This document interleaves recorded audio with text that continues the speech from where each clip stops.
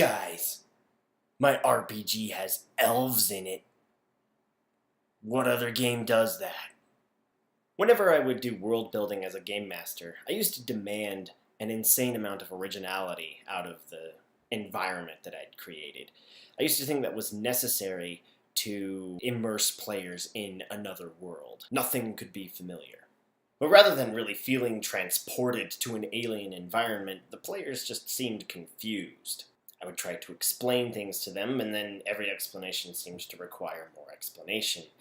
And I ended up working against myself a lot of the time. This is kind of my experience with Numenera. When I first saw this game, I was hooked. This is the most amazing thing ever. I love the setting, I love the feeling, I love the atmosphere, and I love the character creation process. Some of the dynamic that goes on there. That's just awesome. I love the way the game mechanics alleviate the GM of a lot of cognitive load, a lot of labor, so that you can focus on the purely creative aspects and keeping the game moving. But nobody else around me seems to care about it. It's, I don't know, too original. Every time I try to sell them on it, they just don't care. It's not as easy as it was for me to sell my friends on Day After Ragnarok.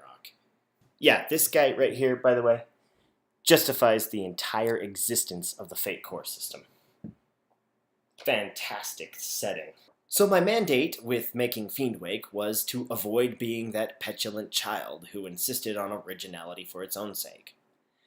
I tried to use the tropes of the fantasy RPG so that I could communicate the sorts of options that existed to players and to GMs. Provide a medium upon which people can make choices. Apocalyptic Demon War provides you plenty of hazards that can drive political tension. Destroyed civilizations. There's lots of exploration and adventure hooks in these concepts. Woolly mammoth herding cowboy elves. Totally important aspect of RPGs.